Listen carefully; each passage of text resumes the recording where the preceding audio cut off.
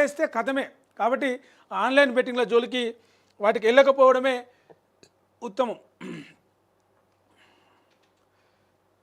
Right. ఇక నక్సల్స్ తోటి శాంతి చర్చలు జరుపుతారనే విషయం మీద కూడా కేకే ఎవరైతే ప్రభుత్వ సలహాదారులు ఉన్నారో ఆయన కేంద్ర ప్రభుత్వానికి ఒక లేఖ రాసిండు. శాంతి చర్చలు జరపండి, మావోయిస్టులతోటి శాంతి పరిస్థితులు అంటే ఈ కాల్పులు ఈ వాతావరణం అంతా కూడా కొంత ఆందోళనకరంగా ఉంది.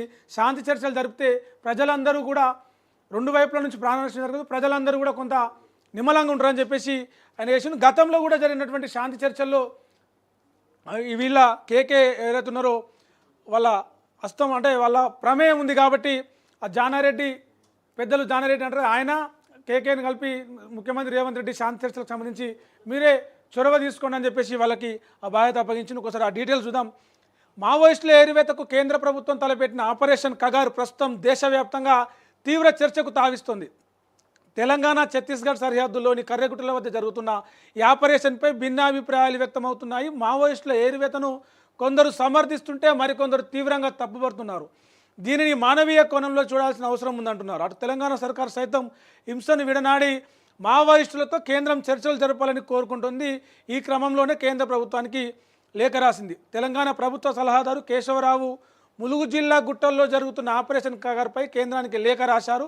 ఆపరేషన్ వెంటనే నిలిపివేయాలని చెప్పేసి ప్రజాస్వామ్య దేశంలో హింసకు చోటు లేదని మావోయిస్టులతో చర్చలు జరపాలని కోరారు. 2004 ఉమ్మడి ఆంధ్రప్రదేశ్లో అప్పటి కాంగ్రెస్ ప్రభుత్వం మావోయిస్టులతో చర్చలు జరిపిన విషయాన్ని లేఖలో ప్రస్తావించారు. ఆ చర్చల ద్వారా శాంతి వాతావరణం తీసుకొచ్చినట్టు గుర్తు చేశారు. తెలంగాణ ఛత్తీస్గఢ్ సరిహద్దుల నుంచి బలగాలను వెనక్కి రప్పించాలని చెప్పేసి ఆయన లేఖలో కోరిన. అయితే అసలు 2004లో ఏం జరిగింది? అప్పుడు కూడా చర్చలు జరిగినాయి, తర్వాత విఫలమైనాయి.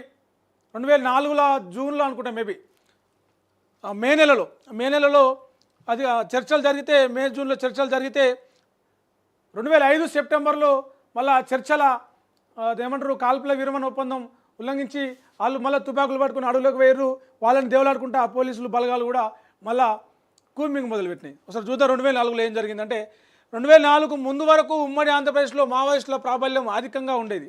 ఎన్నికల ప్రచార సమయంలో వారితో శాంతి చర్చలు జరిపి రాష్ట్రంలో శాంతి నెలకొల్పుతామని అప్పట్లో వైఎస్ రాజశేఖర రెడ్డి హామీ ఇచ్చారు.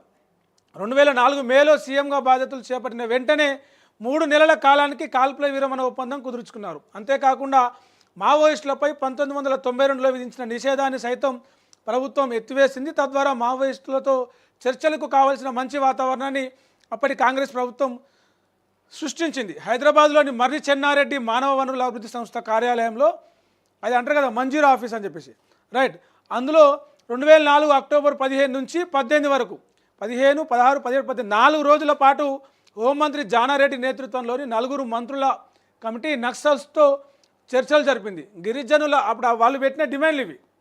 ఎప్పుడైతే 2004లో మావోయిస్టులతోటి జానారెడ్డితో పాటు 4 మంత్రులు కమిటీ వేసుకొని ఈ శాంతి చర్చలు జరిపినప్పుడు అప్పుడు వాళ్ళు పెట్టిన డిమాండ్లు ఏందా అంటే, గిరిజన భూముల రక్షణ, ప్రజాస్వామ్య హక్కుల పునరుద్ధరణ, దళితులకు సామాజిక న్యాయం, స్త్రీలకు సమాన హక్కులు, మైనారిటీల రక్షణ తదితర అంశాలే ఎజెండాగా చర్చలు జరిగాయి. సిపిఐ మావోయిస్ట్ నాయకులైనటువంటి రామకృష్ణ, ఆర్కే అంటారు కదా, రామకృష్ణ, గణపతి వాళ్ళతో పాటు ఇంకొంతమంది చర్చల్లో పాల్గొన్నారు. భూ సంస్కరణలు, గిరిజనుల హక్కులు ముఖ్యంగా అవి ప్రధాన డిమాండ్లుగా చర్చ జరిగింది. అయితే ఇంత చర్చలు జరిగినాక కూడా ప్రభుత్వము మావోయిస్టుల మీద నిషేధం ఎత్తివేసినాక కూడా ఆయుధాలను వదిలిపెడతాందుకు మావోయిస్టులు ఒప్పుకోలేదు. దీంతో చర్చలు జరుగుతున్న సమయంలోనే కొన్ని ప్రాంతాల్లో మావోయిస్టులపై పోలీసులు ఎన్కౌంటర్లు జరిగినాయి. ఇటు చర్చలు జరుగుతూ ఉన్నాయి, అటు పోలీసులు ఎన్కౌంటర్లు జరగడంతో మావోయిస్టులపై ప్రభుత్వంపై మావోయిస్టులకి ఇట్లా మాట్లాడదామని పిలుస్తారు, మమ్మల్ని ఏమో తుపాకులు వదిలేయమంటారు, మీరేమో అటు దిక్కు బలగాలేమో తుపాకులు వేసుకుని పోయి మావోయిస్టుల మీద ఎన్కౌంటర్లు వేసి చంపుతూ ఉన్నాయి అని చెప్పేసి ప్రభుత్వం మీద మావోయిస్టులకు నమ్మకం పోయింది. మావోయిస్టుల మీద అంటే వాళ్ళు కూడా తిరిగి కాల్పులు జరిపారు కాబట్టి మావోయిస్టుల మీద ప్రభుత్వానికి నమ్మకం పోయింది. ఆ శాంతి చర్చలు విఫలమైంది. వరవర్రావు, గద్దర్ వంటి వారు చర్చలను సులభతరం చేయడానికి ప్రయత్నించినా కూడా ఇక సమన్వయం కుదరలేదు. రెండు వర్గాల మధ్య విభేదాలు తగ్గకపోవడంతో చర్చలు విఫలమైనాయి. ఆ తర్వాత రాజశేఖర రెడ్డి మావోయిస్టులపై కఠిన వైఖరి అంటే కొంచెం సీరియస్గానే ముందుకెళ్ళింది. మొత్తం ఆపరేషన్ గ్రీన్ హంట్ అని చెప్పేసి కొంత సీరియస్గా కూంబింగ్ ఎక్కడ దొరికిన వాళ్ళని దొరికినట్టు ఎదురుకాల్పులు ఎన్కౌంటర్లు చేసి ఇది చేసేసారు. అది ఇప్పుడేం చేయాలి? ప్రస్తుతం ఛత్తీస్గఢ్, ఒడిశా, జార్ఖండ్ వంటి రాష్ట్రాల్లో మావోయిస్టు కార్యకలాపాలు కొనసాగుతున్నాయి. ఈ నేపథ్యంలో చేపట్టిన ఆపరేషన్ కాకర్పై విమర్శలు వస్తున్న నేపథ్యంలో కేంద్రం చర్చలు జరుపుతుందా అనేది ప్రశ్నార్థకంగా మారింది. ఇప్పుడు మావోయిస్టులు సైతం కర్రెగుట్టల్లో బలగాల కూంబింగ్ ఆపాలని లెటర్లు రాసిరు. 3 సార్లు 4 సార్లు మేము శాంతి చర్చలకు సిద్ధం, కగారును ఆపండి అని చెప్పేసి లెటర్లు రాసింది. ఇదే సమయంలో రాష్ట్ర ప్రభుత్వం కూడా కేంద్రానికి కేకే జానారెడ్డి వీళ్ళ ఆధ్వర్యంలో లేఖ రాసింది. మరి ఇప్పుడు ఏం జరుగుతుంది? చర్చలు జరుగుతాయా? దాడులే ఏమంటారు? ఆపరేషన్ కగారి కంటిన్యూ అయ్యి అమిత్ షా చెప్తున్నట్టు 2026 మార్చి 1 నాటికి మావోయిస్టులు లేకుండా చేస్తారా అనేది జరుగుతుంది. చర్చలు ఒకవేళ జరిగితే సక్సెస్ కావాలంటే ఏం చేయాలనేది ఇక్కడ చూడొచ్చు. 2004లో చర్చల వైఫల్యంపై నక్సల్స్తో పాటు ప్రభుత్వాలు నేర్చుకోవాల్సిన అంశాలు చాలా ఉన్నాయి. విశ్వాసలేమి, ఆయుధాల సమస్య, రాజకీయ ఒత్తిళ్ల కారణంగా అప్పటి చర్చలు విఫలమైన. ఈసారి ఆ తప్పిదాలు జరగకుండా ఇరుపక్షాలు జాగ్రత్త వహించాల్సిన అవసరం ఉంది. సమస్యకు శాశ్వత పరిష్కారం కోసం మావోయిస్టులు ప్రభుత్వం ఓపికతో కలిసి పనిచేయాలి. ఇంకా మొత్తం చర్చకు వచ్చే అంశాలు, ముఖ్యమైన అంశాలు ఇవి. సామాజిక ఆర్థిక సంస్కరణలు అంటే గిరిజనుల హక్కులు, భూ సంస్కరణలు, గ్రామీణాభివృద్ధి అంశాలపై ప్రభుత్వం దృష్టి సారిస్తే మావోయిస్టులు చర్చలకు ముందుకు రావచ్చు. మధ్యవర్తుల పాత్ర అంటే ఇటు ప్రభుత్వానికి అటు మావోయిస్టులకు మధ్య ఎవరు సమన్వయం చేస్తారు? సంయమనంగా రెండు వైపుల వారు మాట్లాడుకుని చర్చలు, వాళ్ళ డిమాండ్ లేనిది వీళ్ళ డిమాండ్ లేనిది, వీళ్ళు ఒప్పుకోకపోతే వాళ్ళేం చేయాలి, వాళ్ళు ఒప్పుకోకపోతే వీళ్ళేం చేయాలి, ఆ డిమాండ్లు కొన్ని తగ్గించుకోవడమా, కొన్ని అందులో చేంజ్ చేయడమా, ఈ అంశాలు ఎజెండాలో ఏమేమి ఉండాలి అనేది కూడా ఎవరైతే ఈ రెండు వర్గాలకు మధ్యవర్తిత్వం వహించి కొంత ఆ చర్చల వాతావరణానికి అనుకూలంగా చేస్తారో వాళ్ళ పాత్ర కూడా చర్చలు సక్సెస్ అయ్యే దాంట్లో ఉంటుంది. ఇక ఇంకోటి ఆయుధాల సమస్య. గతంలో కూడా ఇదే జరిగింది. శాంతి చర్చలు జరిగితే సీజ్ ఫైర్ చేయాలి, అంటే కాల్పులు ఉండొద్దు అంటే వాళ్ళు అంటే బలగాల దగ్గర ఎట్లాగూ శాంతి భద్రతల నేపథ్యంలో ఆయుధాలు ఉంటాయి.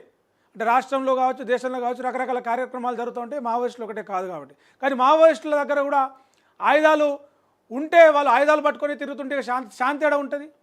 ఇద్దరు రెండు వైపుల వాళ్ళు అక్కడొకరు ఇక్కడొకరు కత్తి పట్టుకొని ఉంటే ఎప్పుడు పట్టుస్తారనే భయం ఉంటుంది, కానీ అనే నమ్మకం ఉండదు కదా, ఏం కాదనే నమ్మకం ఉండదు కదా. సో బలగాల దగ్గర ఆయుధాలు ఉంటాయి, వీళ్ళ దగ్గర ఆయుధాలు ఉంటాయి. కాకపోతే కాల్పులు జరుపుకోవద్దు. ఆయుధాలు ఏం చేయాలనేది కూడా ఒక సమస్య. దానికి కూడా ఒక మంచి దాని ప్రత్యామ్నాయం చేస్తే బాగుంటుంది. రాజకీయ సంకల్పం. కేంద్ర రాష్ట్ర ప్రభుత్వాలు శాంతి చర్చలకు పూర్తి మద్దతు ఇస్తే ఇది పార్టీలకు అతీతంగా అన్ని రాష్ట్రాలకు సంబంధించి ఏవైతే మావోయిస్టులు ప్రధానంగా ఉన్నారో ఆ రాష్ట్రాల్లో పార్టీలకు అతీతంగా మావోయిస్టులు చెప్పేది ఏదైతే ఉందో అటు రాష్ట్ర ప్రభుత్వాలు చర్చలు జరుపుతాయా లేకపోతే ఏకంగా కేంద్ర ప్రభుత్వాలు చర్చలు జరుపుతాయా, ఆయా రాష్ట్రాల ప్రభుత్వాలను కూడా ఇంక్లూడ్ చేసుకొని ఆ చర్చలు జరిపితే కొంత ఈ శాంతి చర్చలు ఇదంతా కూడా చర్చలు జరిగి ఒక యుద్ధ వాతావరణము మావోయిస్టులకి బలగాలకి మధ్య ఫైటింగ్ వాతావరణం కొంత చల్లబడే అవకాశం అయితే ఉంటుంది. దీనికి సంబంధించి ఇది. ఇక దాంతోపాటే ఎవరు ఇందిరమ్మ ఇళ్ళకి సంబంధించి కూడా మనము ఒక వార్త చూడొచ్చు. అది ఏంటంటే